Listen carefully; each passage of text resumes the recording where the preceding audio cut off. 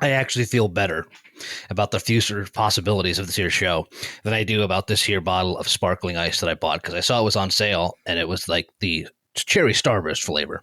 Oh, that sounds awesome, though. Possibly, but I've also had the cherry starburst version of C4, and it's bearable in a whole different way. It's the ways you least expect it, right? Do you want to spike your blood pressure with something that sort of tastes like candy? Drink this. The sponsorship dollars could be rolling in. I mean, we put the product, like literally the very first thing that some of our new listeners are hearing is a non-sponsored advertisement for a flavored sparkling water in which we make $0. Well, to be fair, though, I also left the door open that I could totally trash it, too. We'll see by the end of the show whether or not what I react. We'll see. Your move, sparkling ice. It almost sounded like you were trying to do a redux of the Power Thirst ads from the early odds. The good old days. Right now, here on the Fairly KickAss Podcast.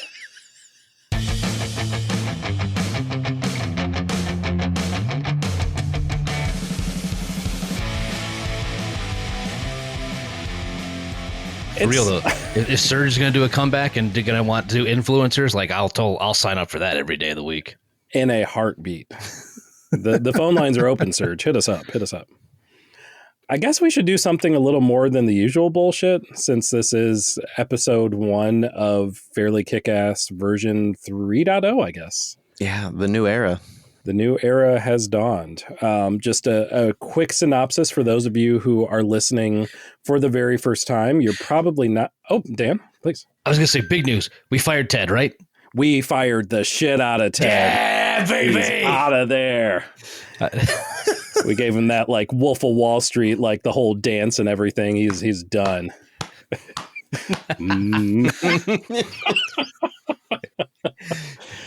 Gave him the dance and gave him the old Jazzy Jeff. The old Jazzy Jeff. He's out of there. Oh, the listeners are so confused. Very, very confused. And I imagine some people are probably pissed at us for apparently celebrating someone losing their job. But B, in my defense, you didn't have to work with him. This is true. He was unbearable. He was absolutely unbearable. He pretended that I won a trip to Tahiti this one time. It was a whole thing. Right? It was time. He had to go.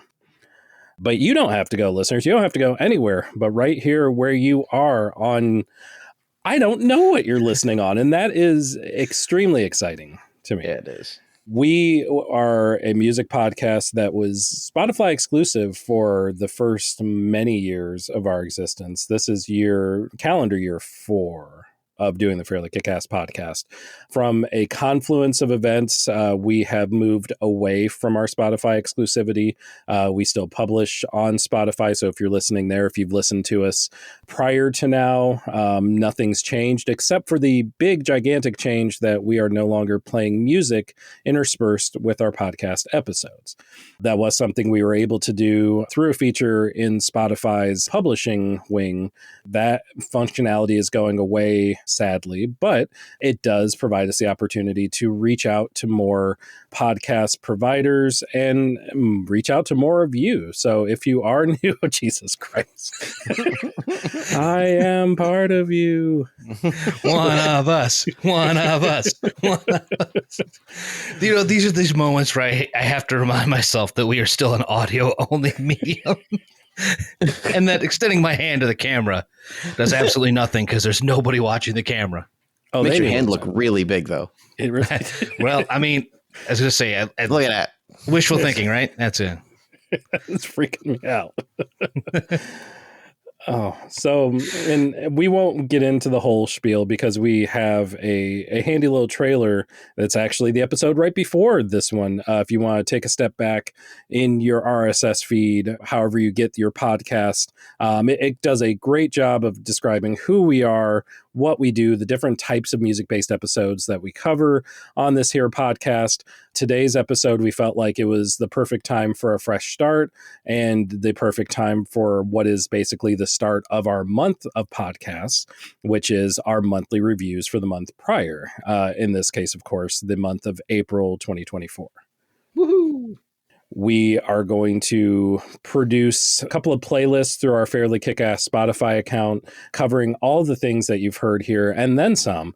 There will definitely be some bonuses and some surprises thrown in there for good measure. But before we get too far ahead of ourselves, gentlemen, and I'll start with you, Jay, I didn't introduce either of you or myself.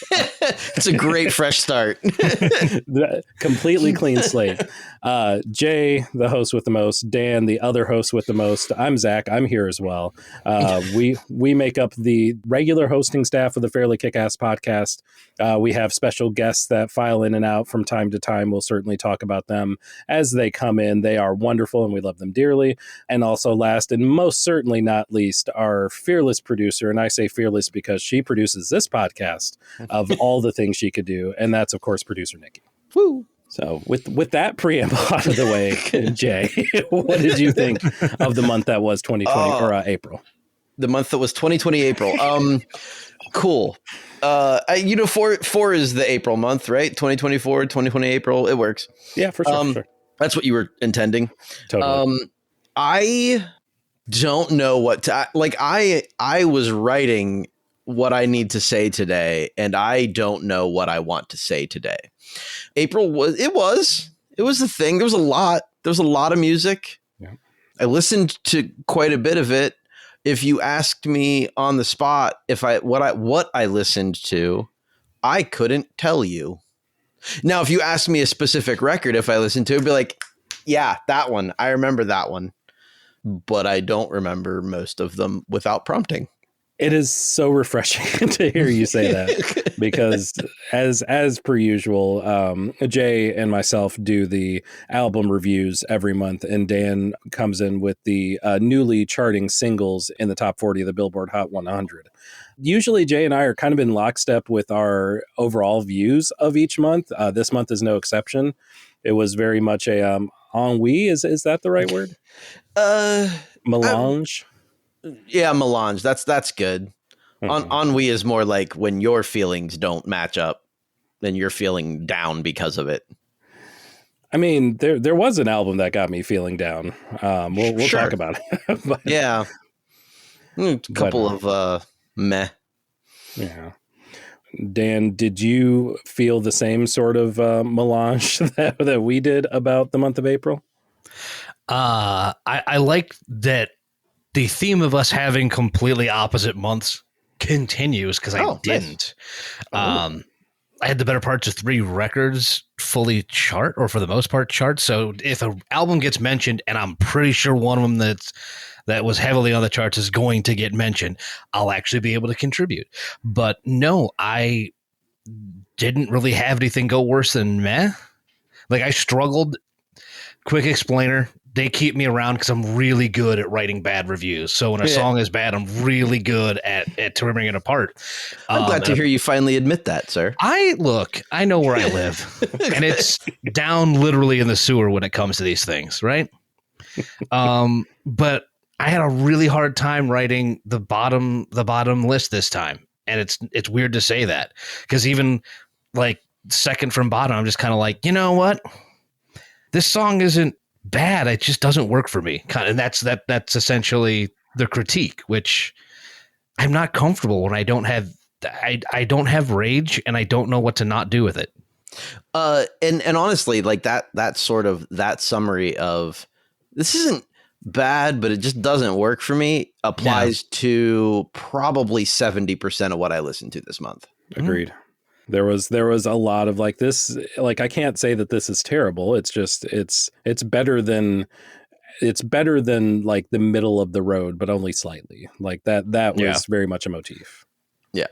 Well, Jay, we'll do the albums and then the charting singles afterwards. So, Jay, if you want to get us started, we'll do our top 3 and then honorable mentions along the way as well. So, Jay, kick us off with your number 3. Yeah, my number 3 record, in a word, is awesome. I would say hints of Careen Around, which, if you've been a fan of the pod from the beginning, I'm a fan. But hints of Careen Around, Slater-Kinney, Talking Heads, Pretty Girls Make Graves, Blondie, a lot of little things that come out of everywhere. It's angular, it's fun, it's loud. There's a lot of playful production and dissonant chordings. My number 3 record is This Could Be Texas by The English Teacher, debut album from Lily Fontaine. After the EP that came out a couple of years ago, I think 2022, I think it was called Play Awkward. And then again, the lead single for this record called R&B. I was expecting Lily Fontaine's sort of shouty post-garage riot vocals. But what we got on This Could Be Texas was so much more than that. The beautiful deadpan muttering on the opening track, Albatross, was already a surprise when it started, but then continue on in the record, and the playfulness and just stark honesty of the rest of the record is something that was truly inspiring. Broken Biscuits, Nearly Daffodils, The World's Biggest Paving Slab. Basically, my favorite song on the record was something of a revolving door that changed on every listen. And to me, that's the mark of just a fantastic record. It was one that I think, just in the motif of this isn't bad. I know this is objectively great. I just can't get into it. Absolutely is where this one landed for me. That doesn't really surprise me. It's probably a mood record. Yeah, I could 100% see that for sure. But yeah, I mean, they're definitely was Albatross. I believe that was the first track on the record. Yeah, that's the opening track. Yeah, that was a fantastic track. I had nothing bad to say about that. I'm surprised, honestly, that that's their debut record. It sounded so polished that I figured, this is someone who's been in the game, who's, released, this is their 4th, 5th, 6th record. The band's, debut, obviously not necessarily the artist's debuts. Right. Yeah, good choice, man. Even though it didn't land for me, it was still really good. Yeah, cool. What about you? What are you going to pitch at me? So I'm going to pitch at you something weird. Yay! Right off the bat. I like weird. So after listening to the very first lyric of the very first track of my number 3 album, the title track of the album, in which artist Tara Jane O'Neill croons, "A cool cloud of okayness covered us for a season, then a strange wind blew a strange day." It was at that moment that I knew that I was listening to the second coming of Mount Erie, which in and of itself was eerie because Phil Alvarum was still releasing music and, as far as I know, is still with us. Most recent album coming out in 2019, Lost Wisdom Part 2. Go check that out too because it is amazing. But we're not talking about Mount Erie here. We are talking about Tara Jane O'Neill and my number 3 record, The Cool Cloud of Okayness.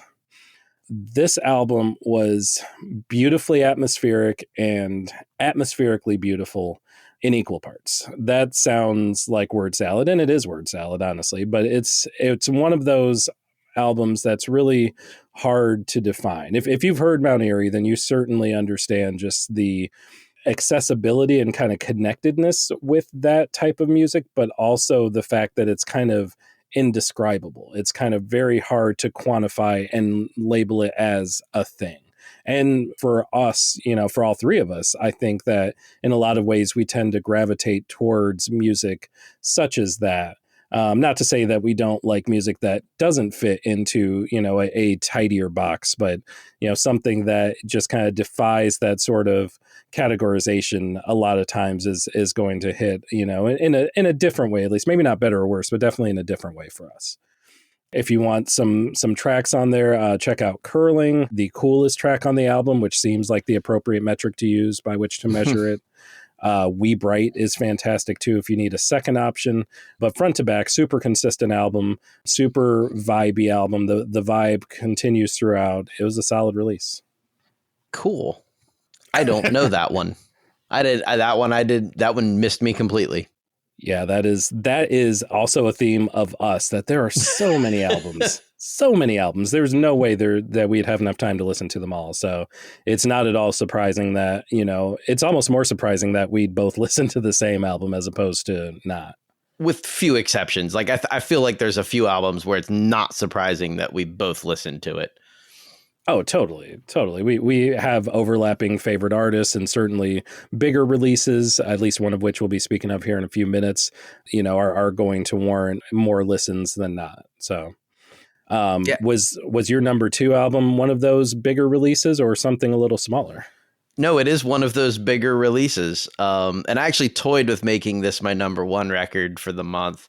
But I went back and I was like, you know what? I'm going to give that number 1 spot to The Little Guy, right? So the smaller album, not the big release of the month. But it might not be the one you're thinking of. My number 2 record, the big release for me was Pearl Jam's new album, Dark Matter.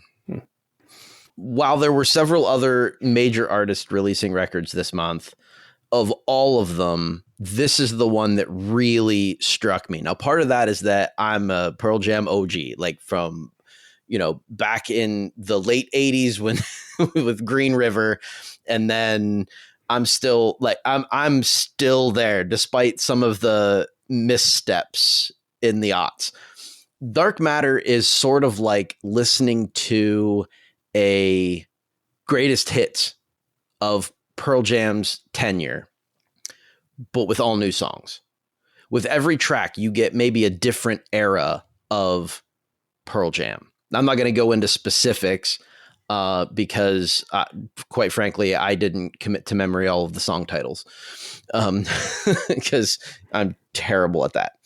But with every song, you get a different element of Pearl Jam's style, right? It's not, you go back and listen to Verses and it doesn't sound the same as 10, or Vitalogy doesn't sound the same as Verses, and Binaural doesn't sound the same as literally anything else in their catalog.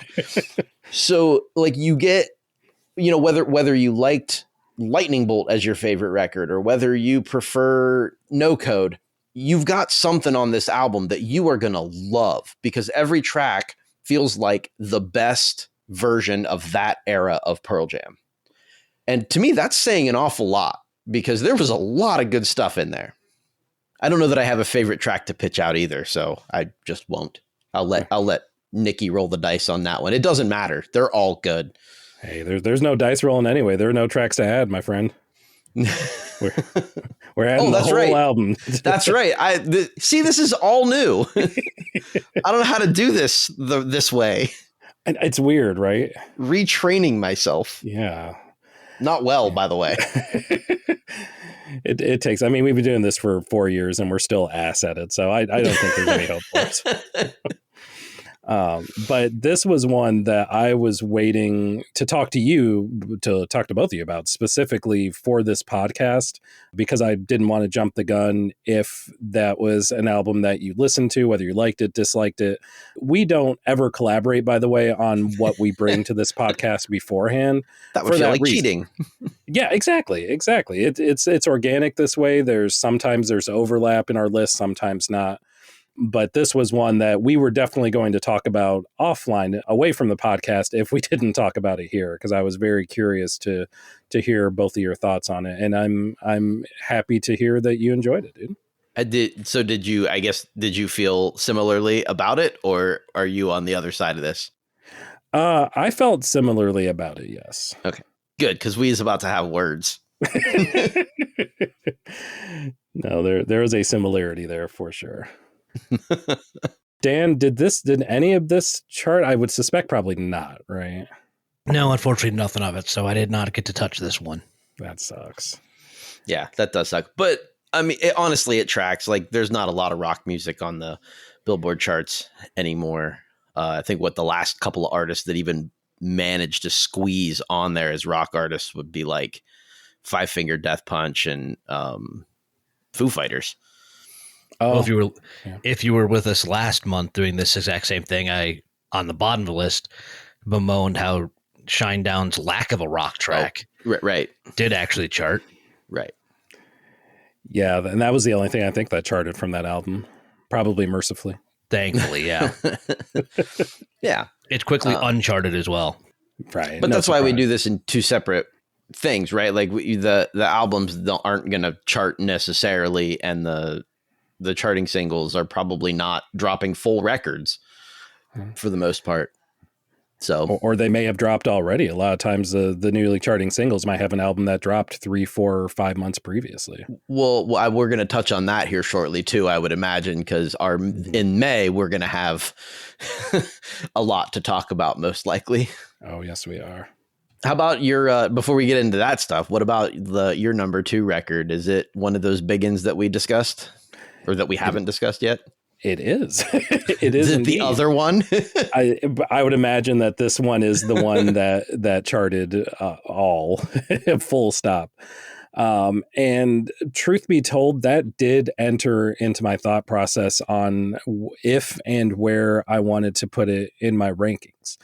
You know, because I didn't want to step on Dan's toes. If the album did chart, I didn't want to be talking about every single track on it before he got a chance to crack them open. And B, because like it's such a big release, it's such a big artist, and an artist that I love, that I enjoy, that it's like I almost feel like I need to grade more harshly. I need to grade on a curve to make sure that, you know, it actually belongs here. That's not just homerism or anything like that. And at least for my ear, it held its water. It absolutely carried the weight that I would have expected it to, and honestly surpassed my expectations of it. That, no surprise, is Taylor Swift with the Tortured Poets Department.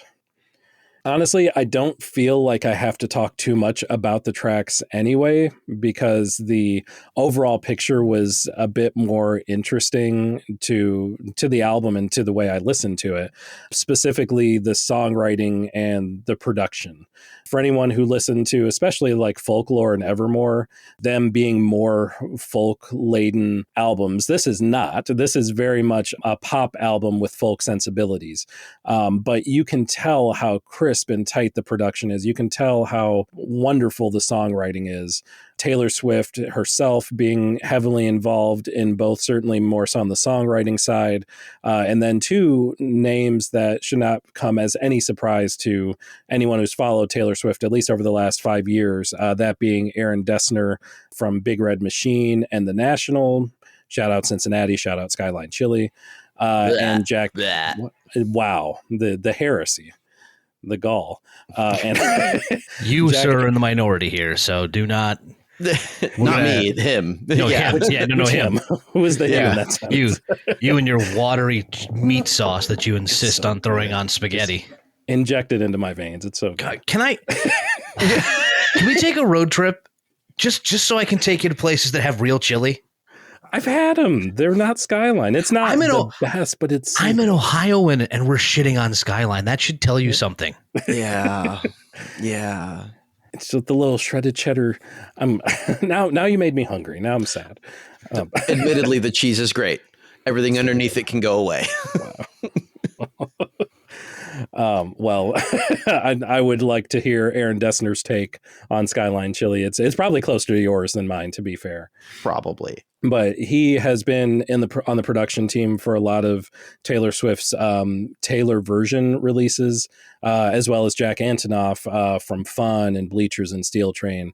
And that trio is just absolutely, they work magic. There's no other way that I can put it.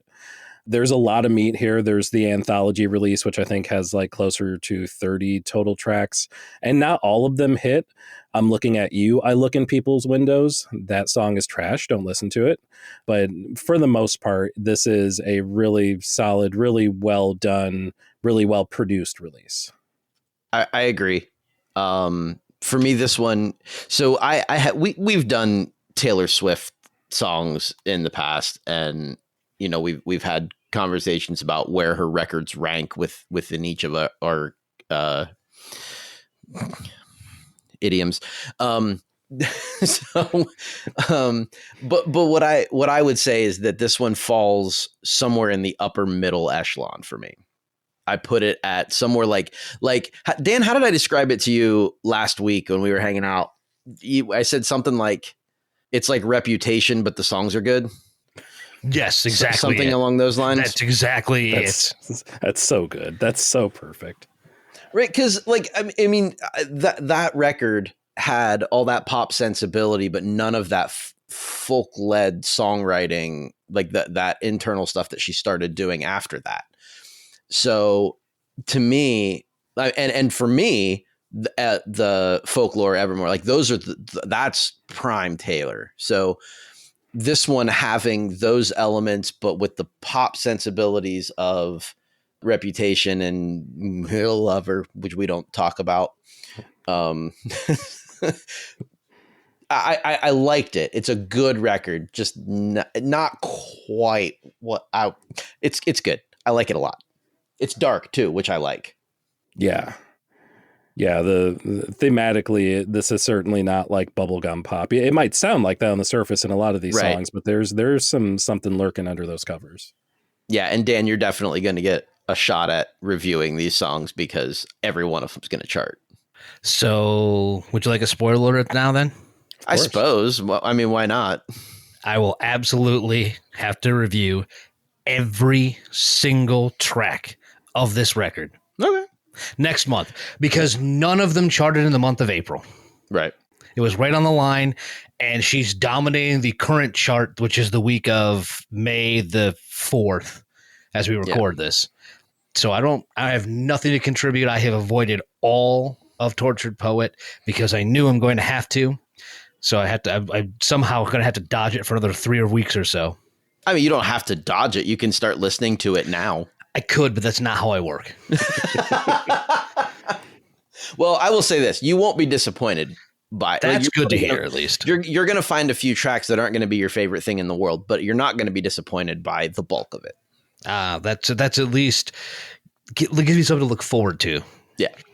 For sure. Yeah, it's I hope that just the base album charted completely and not the anthology release, because like I said, that was now that I'm looking at it, 31 tracks. So I feel like 31 tracks of anyone is going to be a slog. I'm pretty sure all 31 are sitting right now in the Hot 100. Bro, no. I didn't even listen to the rest of that. Not everything hit the top 40 though. Right. So like I was looking at the whole thing, so I do know of the song, and it made me stop as I was scrolling. Like, wait, I look in people's windows. Taylor, what the fuck? Oh, it's ass. That song is so bad. But it hasn't hit the top 40 yet, so we'll see. We'll see if that gets carried into next week. But hopefully, based on your reaction to that title alone, I don't want it to rise anymore. Yeah, else your gorge might rise with it. Yeah. Well, speaking of rising, we are rising up both of our top 3 album lists. But before we get to our number ones, Jay, we have to talk about what just barely missed the cut. What were your honorable mentions for the month of April? I had a few. I like to call out some of the stuff that I listened to that I wanted to be great and wasn't particularly fantastic. And in that regard, I would bring up the Black Keys and their album Ohio Players. It was fine. It was, I think Dan Auerbach's kind of phoning it in these days. It was okay. Nothing really fantastic, particularly after the Black Crowes release from last month. The Black Keys release seems really watery. Mm-hmm. It's not a lot of substance there.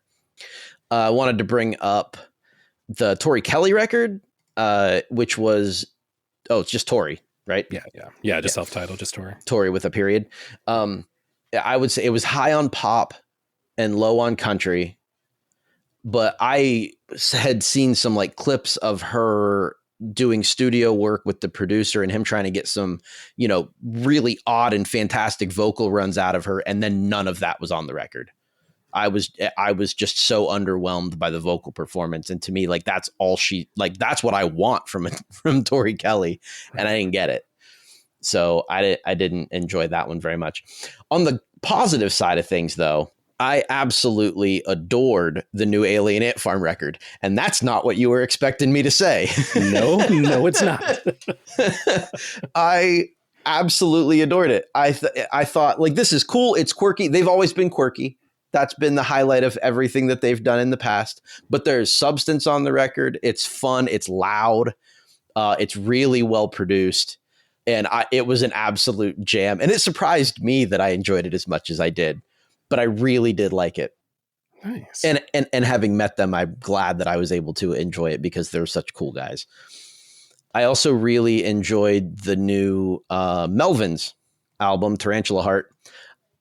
It's another one. They're never going to let me down because they're never going to do anything that's not super weird. And this album is no exception. Your opening tracks are like 10 minutes long, and it changes 4 times. It's like movements, but it is very weird. So if you're not already a Melvins fan, this probably isn't the one to start with, but I enjoyed it quite a bit. Nice. How about you? What almost made the cut for you? I will absolutely echo your sentiment on the Tori Kelly record. That was also a disappointment for me. I had not been too knowledgeable about Tori Kelly's music up until this point. I've only heard great things, maybe from you, definitely from a few other friends. And I was really excited, like this will be my introduction. And it just fell flat, like you said, which was unfortunate. Yeah, the Alien Ant Farm, definitely a surprise. The Melvins record, not a surprise at all that would fall in your wheelhouse. Number 27, by the way, 27th studio album for Melvins, which is just, God, that's some output, no matter how long you've been in the game. And that doesn't count any of the other stuff that they've done outside of their studio records, like working with Fantomas and Tomahawk, and I mean, there's just a lot more. Oh yeah, they're everywhere. Yeah, that's a rabbit hole, listeners. That that is worth going down. Don't get me wrong, but it will suck you in, and you have to like the weird. Yeah, for sure, and we do. We're fans of the weird here on the Fairly KickAss Podcast. I will give you a couple that I didn't like before getting to ones that I did as well. And the first one that I didn't like, it's not that I didn't like the album. It was We Still Don't Trust You by Future and Metro Boomin. Oh, yeah. It's that we already did this once. We did it last month. They had a release called We Don't Trust You in March. It was a double album with 25 tracks.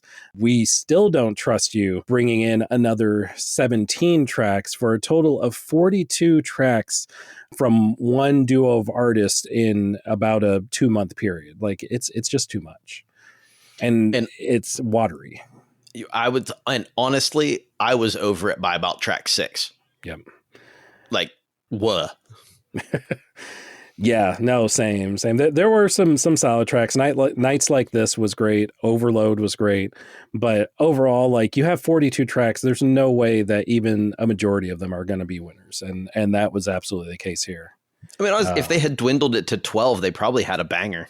Absolutely. Which almost made me more pissed off about it. Like, you would have had so many songs in the hopper for future collabs or future, records, and you would have put out a more quality product today or whenever it came out a couple weeks ago. I think you hit the nail on the head when you said future collabs. Maybe that's the problem. Collabs with Future. Oh, shots fired. I mean, I've been on record on this podcast before. I'm not a fan of Future. I'm fine with Metro Boomin. I'm not a big fan of Future, but really it's any of the things that are. If you're picking apart these tracks, he's the problem.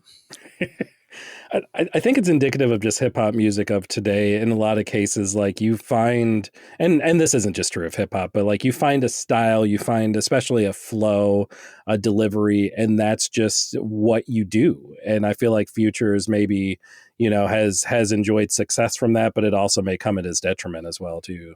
Yeah, if you do it on 15 tracks a year, people still love it. If you do it on 100 tracks a year, I'm over it. It's done. Exactly. I also can't believe that we are talking about a Blue Oyster Cult record in 2024. I kind of wish that we weren't. I know. The album is called Ghost Stories, and this one was better to stay around the campfire than to be released to anyone's ears, especially mine. I mean, it was just like it was okay, but it was just really, really okay. It was okay, but like their cover of Kick Out the Jams, man. It was a tough listen, It's a real tough listen. Like you talked about Pearl Jam being an artist or a band that has been around for so incredibly long and still sounds great and sounds fresh and evolutionary in their sound in some respects. Blue Oyster Cult is not that at all. Nope. So give that one a pass. A couple things I'll power through real quick to not give a pass to. The album Slow Burn from Baby Rose and Bad Bad Not Good. Baby Rose's voice absolutely brings this record home. It's a shorter release. I think it's only 6 tracks, but it is an absolutely gorgeous release. Absolutely worth your time. Sega Bodega, which is just fun to say. Yeah. And the album Dennis, a super unique electronic album from a super unique producer. Most of the tracks sound distinctly different from one another and are also solid in their own right. Very, very cool release. A weird release to be fair, but very cool. St. Vincent's latest release, All Born Screaming. I don't think that St. Vincent has ever missed. This coming on the heels of 2021's fantastic album, Daddy's Home. This continues the trend. Absolutely worth a listen. Oh, I'm sorry, I lied. My last one is one that I was also disappointed with, and that was Only God Was Above Us by Vampire Weekend. A huge Vampire Weekend fan, figured this was going to be a slam dunk, and it was not. It was very disappointing. It was boring. It was not at all the usual songwriting or instrumentals or production that I would expect from the band. It was okay, but it was very okay. I wouldn't be mad at giving it a pass if I were you. So I gave it a pass because I don't like them. Mm-hmm. I never have. So your review of it now makes me think I should have listened to it. You think you would like it if I didn't, or? Well, because you said it's so different from their previous stuff, there's a chance that I might like it. Well, let me clarify that. Like, not different in the sense that it's like experimental, but different in the sense that it's bad.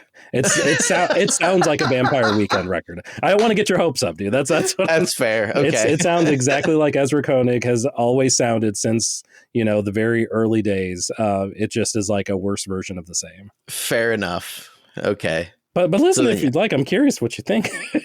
I have a feeling I know what I think, but okay. I'll try it. Yeah, especially if I have a week in May where the releases are a little underwhelming. I might give it a go. Heck yeah.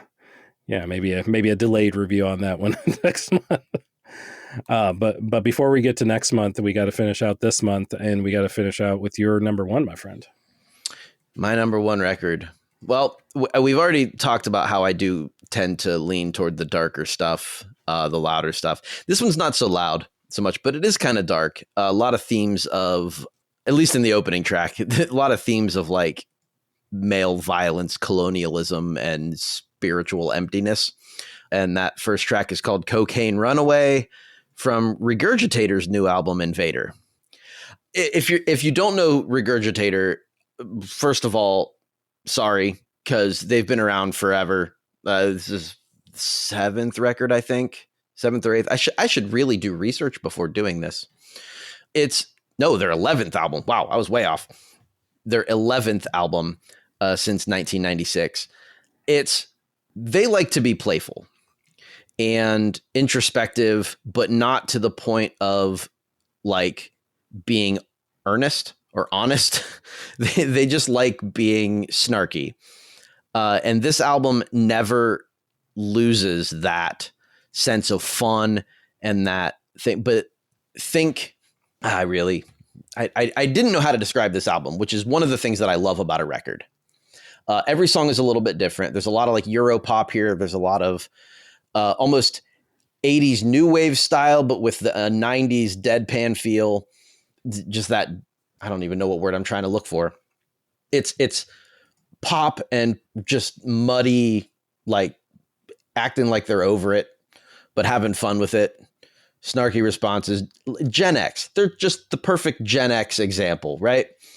So this album does a lot of the same thing that the Pearl Jam album did, and that is harken back to earlier stuff. Right? They're not as popular as they were in the 90s. Not that they were ever super popular, but their sound, they're borrowing from themselves a lot to make this album, and it works.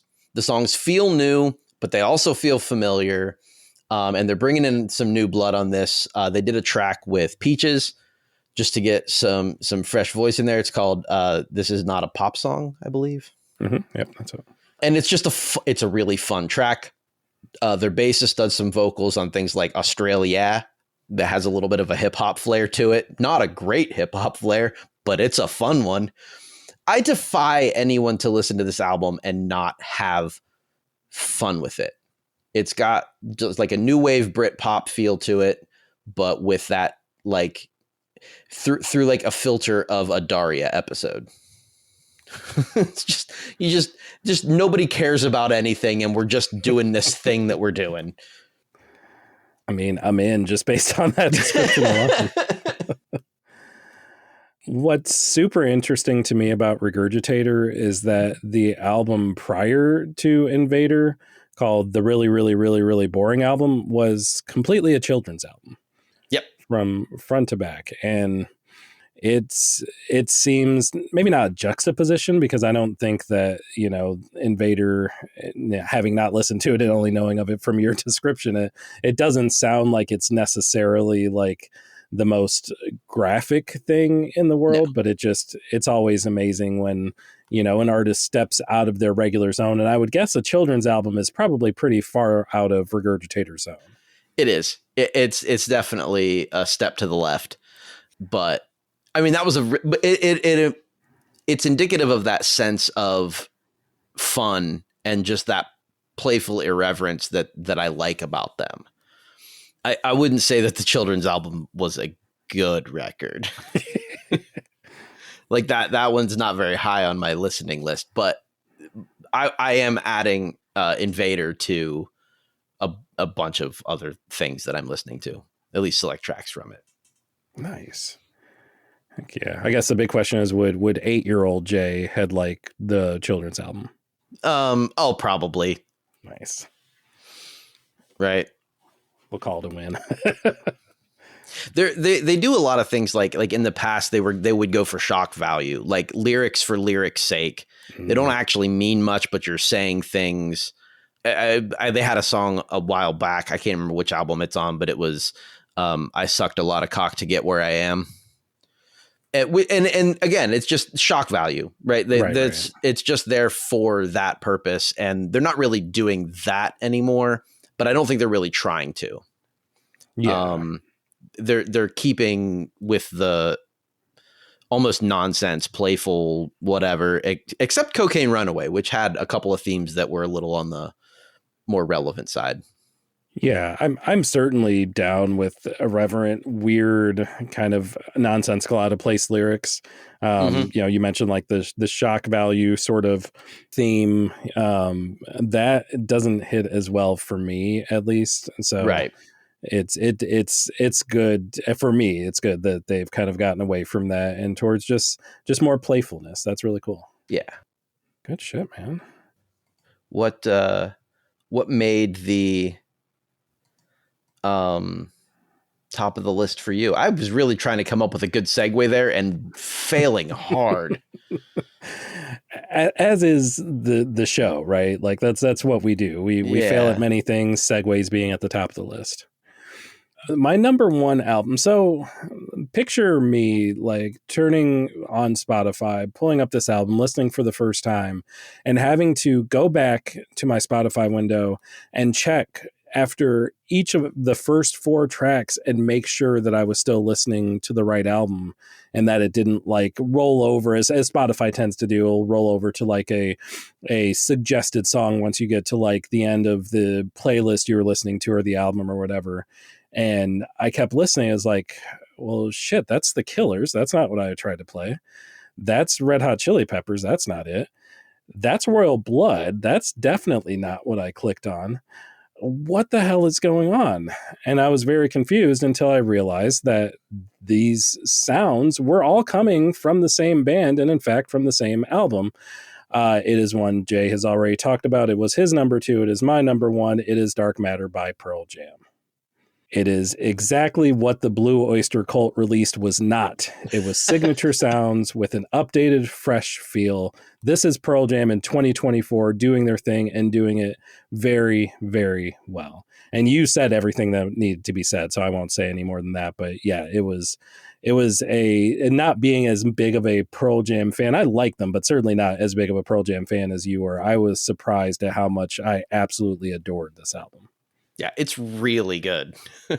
Yeah, they nailed it. You mentioned it being almost like a greatest hits sort of feel to it, and I don't think I could describe it any better. It literally felt like This Is Your Life, like the old school that they used to do like back in the 50s episode of the series, but just somehow everything just fit. Even the newer feel stuff fit in just as well with some of the older types of tracks on the album. Yeah, it was solid. Agreed. But we go from the album side of the house to the charting single side of the house. We made allusions to it. We've talked around it, and we're finally here. Dan, your domain, your kingdom of the charting singles of the month.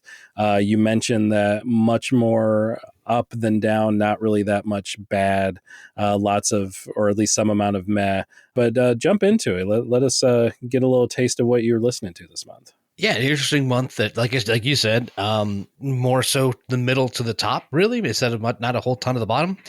Also, one that was similar to the albums is that I had 2.5, I guess you could say 4, maybe, albums charting the majority. So I agree with everything you say on We Still Don't Trust You. Most of We Don't Trust You actually charted. I believe almost all of it did. Oh, interesting. And to which I say, for the most of it, I share Jay's feelings about it, to where, and I think I may have mention this a little bit later, that there's ideas here. There's a couple of unique tracks that are definitely worth it. But at a certain point, a lot of the album just kind of melds into one track because there's not enough differentiation between a lot of these songs. We'll get to that in a little bit too. So I had like 42 things altogether. Oh, it's a heavy month. And the best part is we'll talk a lot about a record that neither of you mentioned, or maybe you did a month ago and my brain went, oh, because there's going to be that delay in the chart and the album chart. So we'll see. Interesting.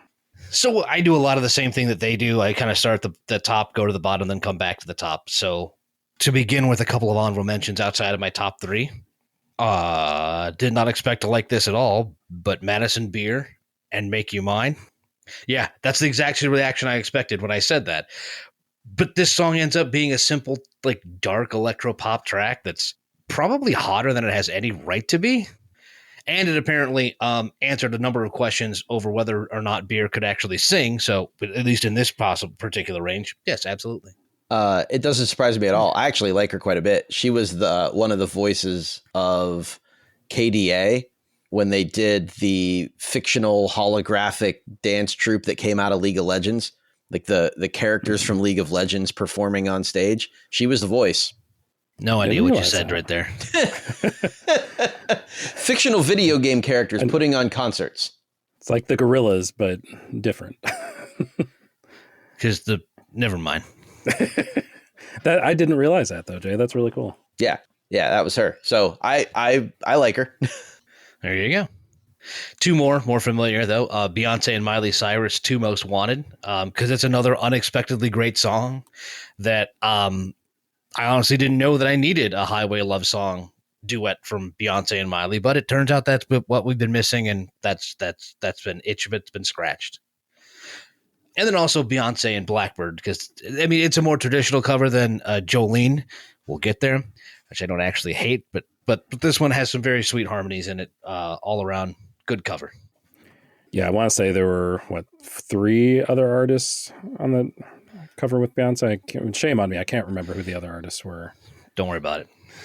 He's got you. I got you. But yeah, it was fantastic. 100% agree. So we go up to the list proper. Might be a bit of a theme here. Because a name that apparently we haven't heard much from today off a record you haven't heard much about either. This one is not a single off of Cowboy Carter, but with 27 tracks, there's going to be a couple of hidden gems. And that's what comes in at number 3 this month. A track which, again, should not work, but it does, and does really well. It's Beyonce and Post Malone with Levi's Jeans. A playful and sensual song. Some might be pushed away by what could be seen as product placement as attraction metaphor here, but ride it out, pun slightly intended. Because look, Beyonce like coos in a way that reminds of her best ballads on this one. And Post Malone comes in with a tone that's actually a little different than the vocals we're more used to from him, but they fit better with Beyonce. Like I actually, their voices work really well together. And at the end of the day, this one's fun. It's got some simple production, as I mentioned, the slinky vocals, and it's a feeling that it's just meant to be swayed to, and you can totally interpret that movement however you want. I think it's indicative of the entire album as a whole, that it's full of songs that maybe shouldn't work in a lot of cases, but just do. You might be able to describe the whole record that way, honestly. For sure. And agree, this one does absolutely work, despite the fact that it should not under any stretch of the imagination. No, you look at that in the track and it's like, no. Yeah. Let me buck the trend here for my next entry and go with a name completely expected to land on the top of one of my lists. The only single off of the deluxe edition of her number 1 album, Got Spilled. This is Olivia Rodrigo and Obsessed. And if you had ever wondered what Taylor Swift's Blank Space would sound like if it was actually done by an actual crazy person, that's this song. There's a good frame of reference for you. Let's put it that way. Yes. You do get that lyrical hard swerve like right away there in the first verse, and it takes it and keeps it in a rather dark place the whole way through. But then Rodrigo does one of the things she's mastered in her young career, staying heavy while keeping you riveted with a big, juicy pop hook wrapped in some pop rock gold. Lyrically, it kind of gets to like the girl crush twist, but more unhinged with both the lyrics and the production. Each verse is built with some slightly off-putting guitar and drums before exploding into that rocking chorus. It's jolting in many ways, but that unease builds to another memorable and easily singable chorus. And the energy here is just off the charts where it needs to be. But at the same time, puts a lid on it where it needs to be as well. Like she's figured out the secret to the 90s rock soft loud dynamic. You know, it's easy to do the how, but difficult to master the why. For sure. Yeah. It's very savvy, too, as far as the release structure of Guts, the original album coming out in September of last year.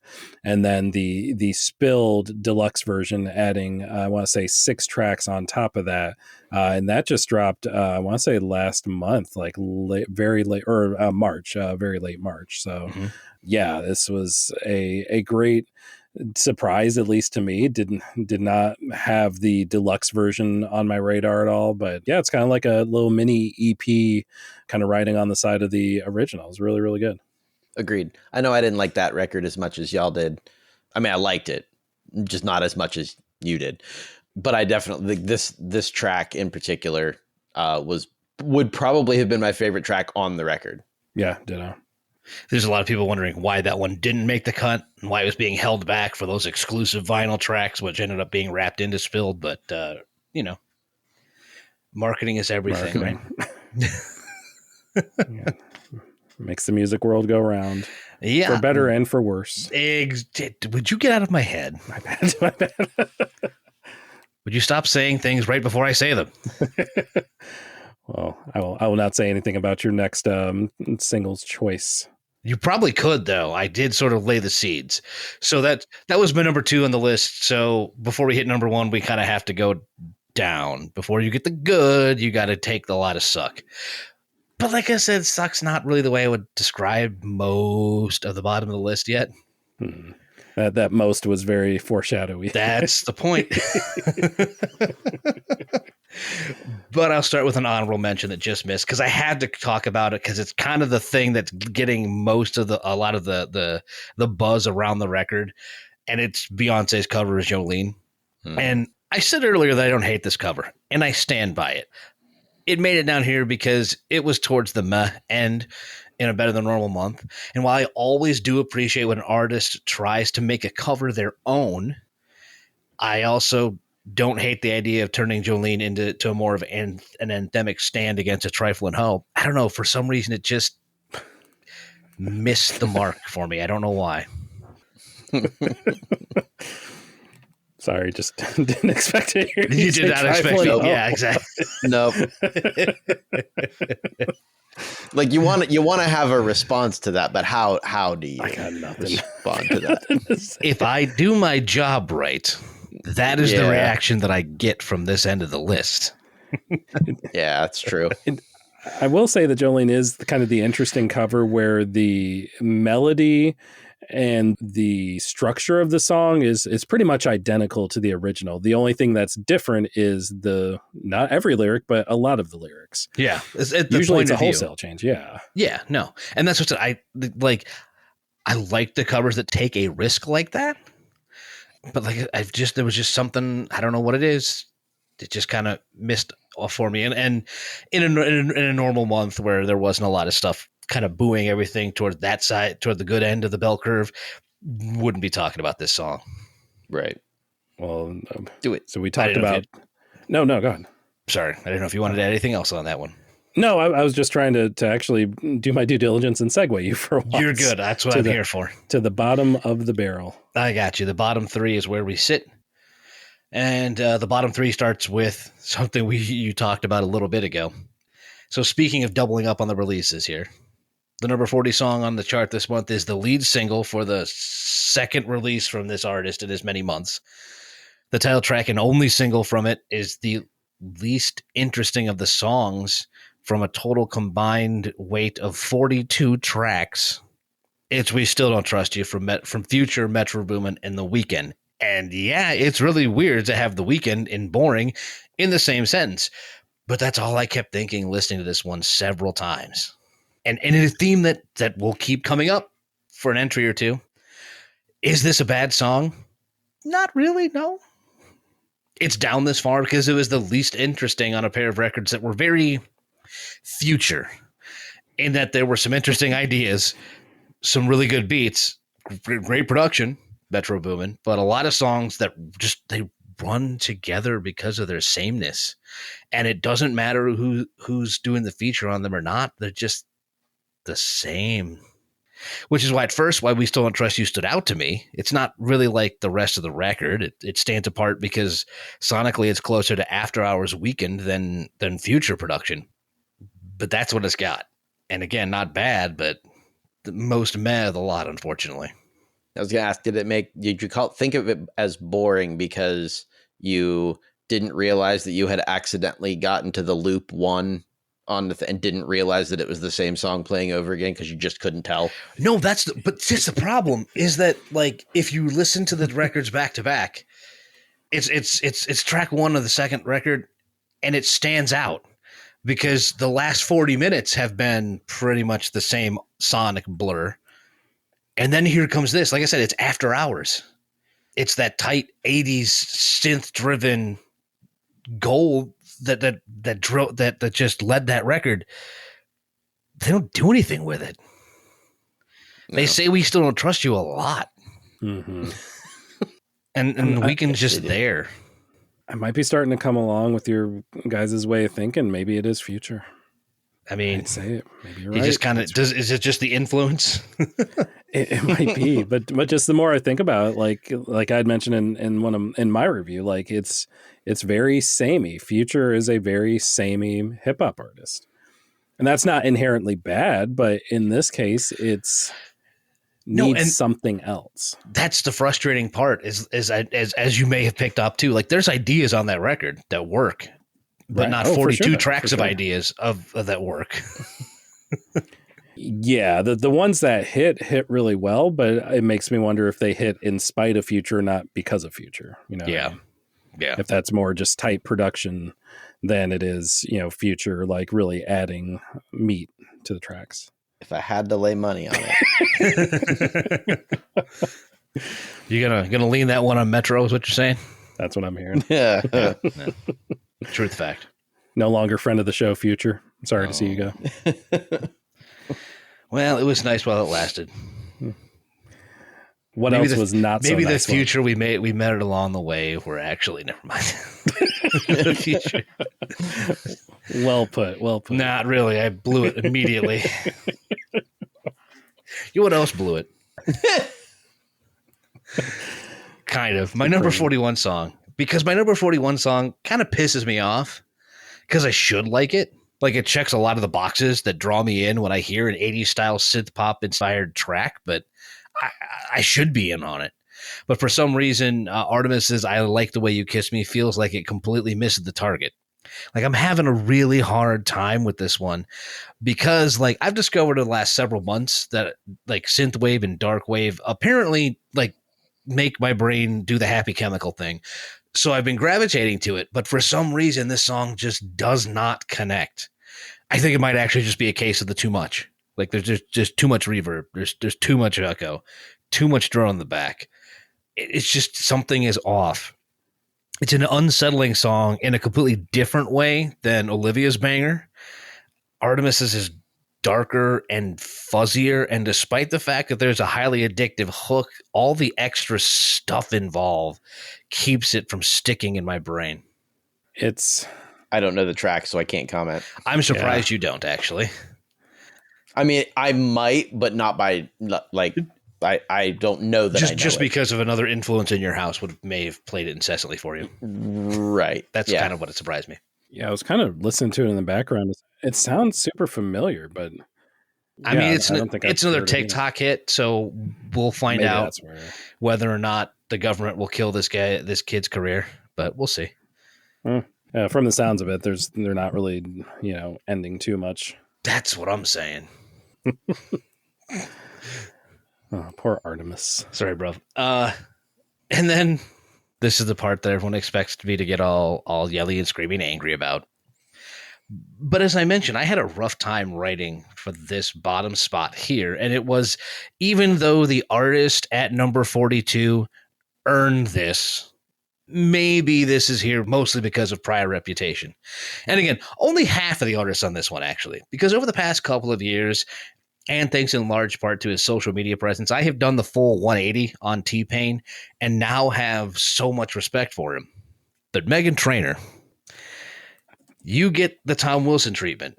I'd be okay if she got the Raffi Torres treatment, and Past Sins helped drive Ben Like This to the bottom of the chart in April 2024. The thing is it's a Meghan Trainor track. It's the same reinterpretation of doo-wop that she's been doing pretty much since All About That Bass.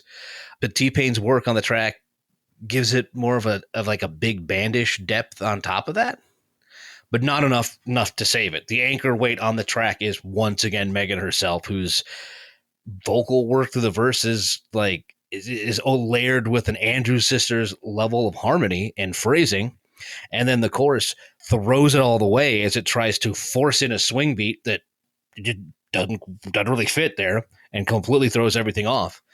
And the problem is what I said before. There's her same reinterpretation of doo-wop where the novelty wore off several years ago and we're just keeping the same grating presentation without any growth. And look, she might have improved as a writer, but if that's the case, she's giving her best material to literally everyone else. Which does happen. Yeah. Which could be. Which save something for yourself. Because nothing else sounds like this. With you, if she gives a song to somebody else, it does not sound like her doing a song. Yeah, either way. For all the same reasons that Mother was the worst song a year ago, Ben Like This sinks to the bottom of the pile in April 2024. I don't think it's going to be down there when we do this again in December, necessarily. There's another, 8 months to go, and I'm sure at some point Morgan Wallen's going to put another record out. And you already had an Aaron Lewis record. Thank Christ that didn't chart yet. There's still time. It would be interesting if Aaron Lewis could become a 2-time winner of the Aaron Lewis Award. It's going to be sad the year that he doesn't win his award, right? He didn't last year. Last year, Megan won her award. Right. That's right. Apologies to Aaron Lewis. Means which means like y'all got to go talk to that uncle and have him drive whatever the single off his piece of shit album is, at least into the number 40 spot, so I can review it and rip it apart, because it's gonna suck. It's just the natural progression of these things. It's only fair, Let's go. Yeah. But yeah, it's I think you've said it perfectly. It's a theme that sort of outstayed its welcome in terms of Meghan Trainor's doo-wop reinterpretations. Was really cool and fresh at first. Yes. But at first was a long time ago now. Like 11 years ago.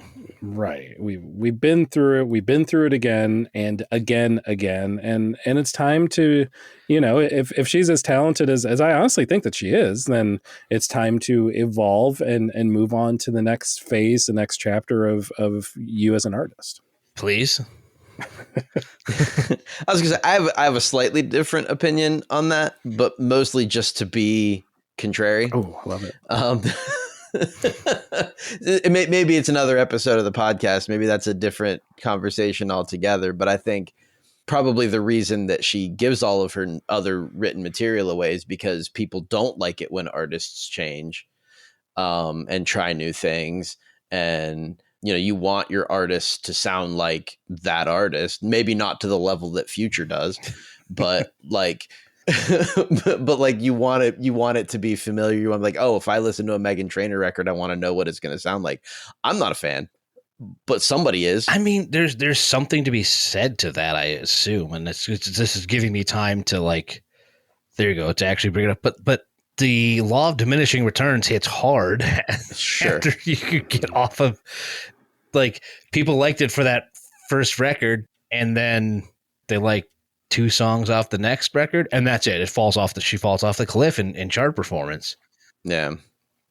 I feel like the other side of that coin is the Ed Sheeran effect, right? Like, so in this roughly the same year that Justin Bieber releases a song that Ed Sheeran wrote and sounds like Ed Sheeran releases something that sounds like something else entirely and gets critically panned. So yeah. That's a good point. Was it bad or was it just different, or was it both? In his case, it was both. Perfect. It was different and bad. Oh, yeah. It's Ed Sheeran. Of course, it was bad. Jeez. This is a case of where we only want, this is what we want from you, Ed. You're good at this, so stay in this box. We'll buy it. Leave the box. Right. We're not going to buy it. And it says something that the Justin Bieber track is one of the best songs in Ed Sheeran's catalog, even though his voice isn't on it. Oh, okay. I was just saying, please tell me you're not talking about I Don't Care. Oh, my God. No. Good. Thank you. Not at all. Love yourself. Oh, Ed Sheeran wrote that? Yeah. I was today years old when I found that out. That's awesome. Exactly. And that's a good, fun track. I love that song. Yeah. And sounds like an Ed Sheeran song. Yeah. Yeah, I guess it does. Yeah. And now, I mean, now that you say that, I won't be able to unhear that. Right. I'm second guessing myself now. I'm like 90% certain. It's like you can practically like see him, like you can visualize him like talking to Ellie Goulding when he's singing that song. Right. Yes. If you're not Haley, what the hell are you doing here? How'd you get in my house? Get out. Benny Blanco produced it. Mm. Yeah, no, Ed Sheeran helped write it. Yeah, he wrote that. That's good. Nice. Okay. I'm not crazy. I got it. You got it. It was never in doubt. It was for a moment. Sometimes my ass decides to speak for me. The three of us have perfected that trait by now. In fact, I'm pretty sure we have at least 3+ years of podcasting history to prove that. Yeah, we got the receipts. Some of them. You don't get to hear all of them. Some of them don't need to see the light of day. Dan, I'll tell you what does need to see the light of day, though. I was trying to see if you were going to forget. Never. That only happened 3 times in a row. At a certain point, I just had a reputation to uphold, you know? Right. Like, now you just have to own the bit. Right. I was leaving that room for your comedy to breathe before I took it over. I thought about playing you off again. It's like, they're new. This is their first episode. They won't even get the bit. Which honestly makes it even funnier. That's fair. Sorry. But you factor into this song as well, at least for sort of some of it. Because when you were given the intro for your number 2 album, you had me going. And then you hit me with the Russo swerve and went with Taylor Swift, which, as I said, I don't have. I won't have until next month. Sorry. But what I do have is the real Queen of April and Beyonce, because hands down, an incredible record by an artist deciding that she was just going to master another genre, and so she did. So, of course, from Cowboy Carter, the best track on that is the best track of the month. It is Beyonce and Daughter.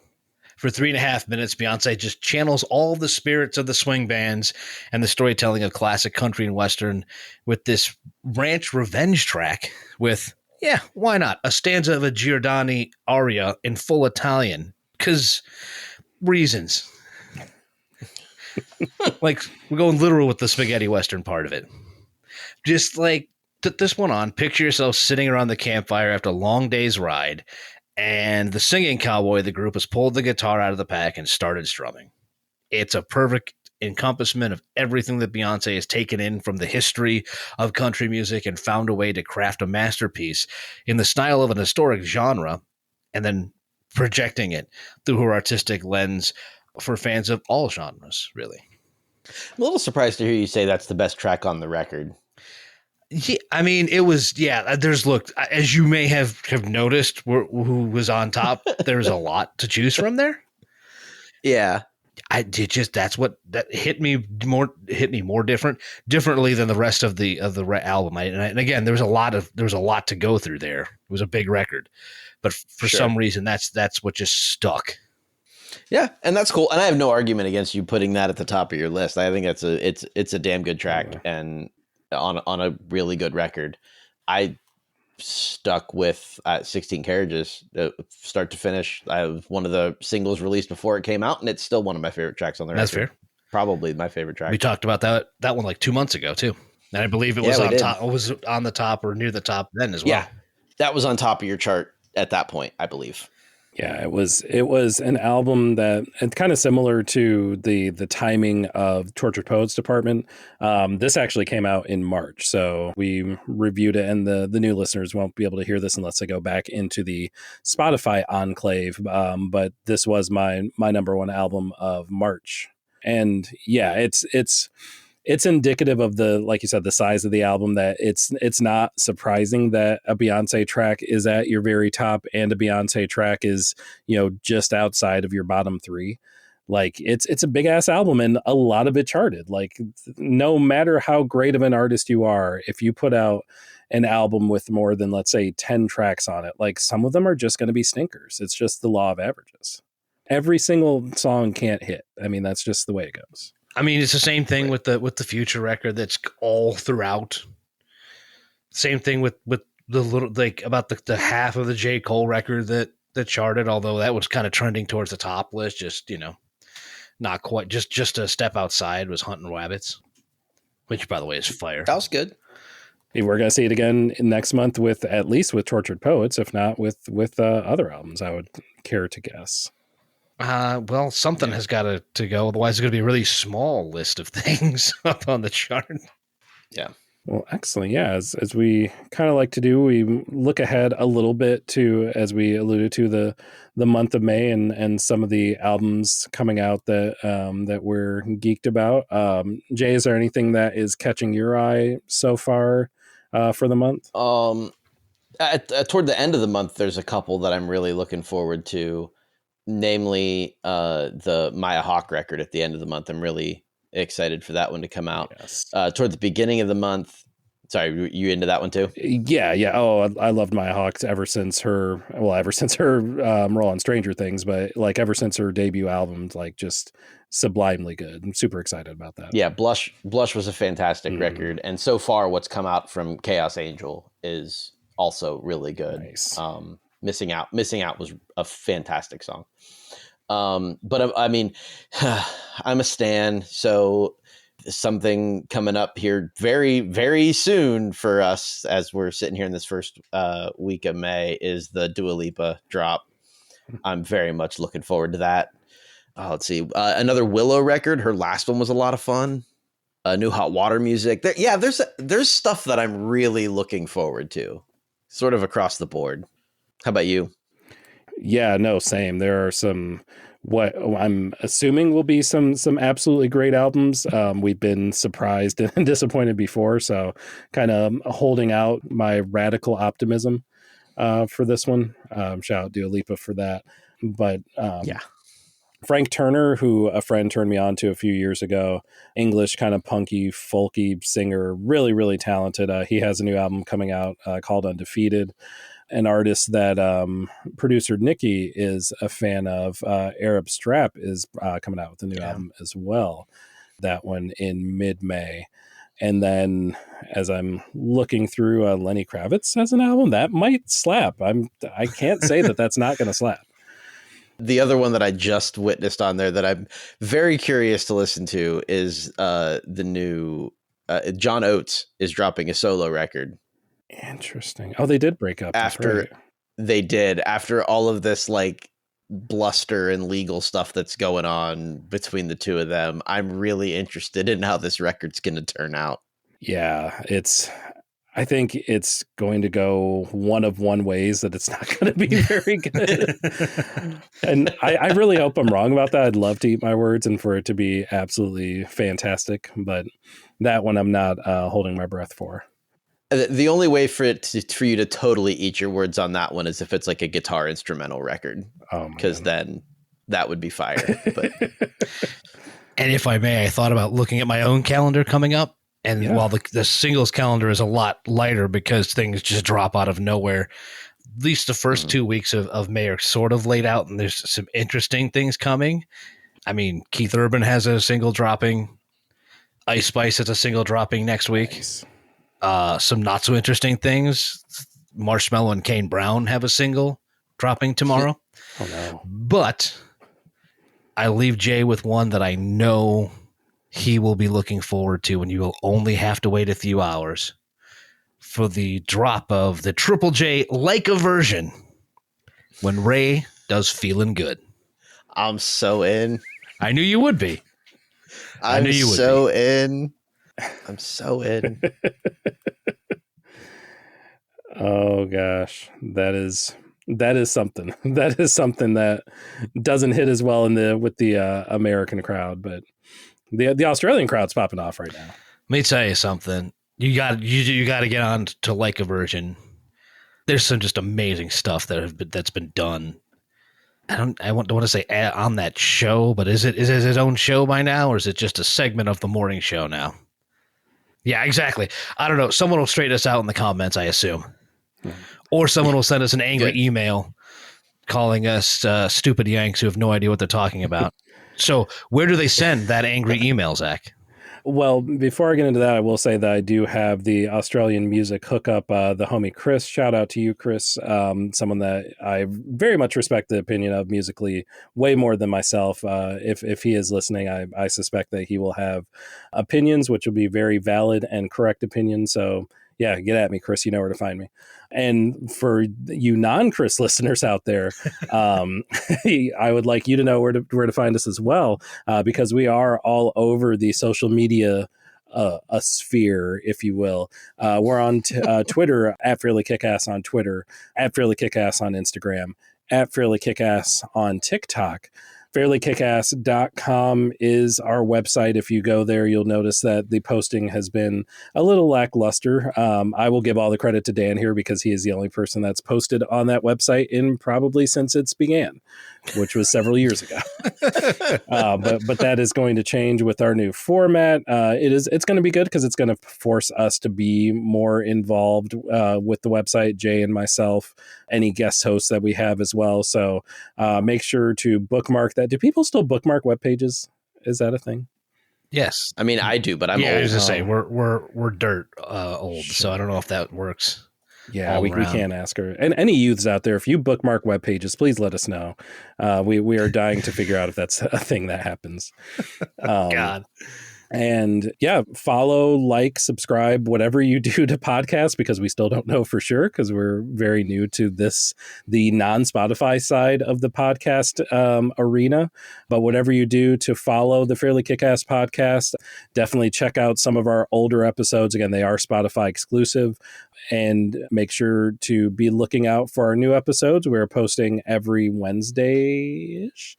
We try to post every Wednesday. We'll say it like that. It doesn't always work out that way, usually because of me. But that is the goal. So any questions that any of you have, anything you'd like to see from us, again, our trailer will give you the lowdown on all the different types of things you can expect to see on this channel in the coming weeks, months, and years. But certainly any feedback you have, do not hesitate, good, bad, or indifferent, just let us know. Woot. And with that, boys, any parting words for the people before we see ourselves out? I really want to say something clever and poignant here, but no, I don't. Perfect form. Good night.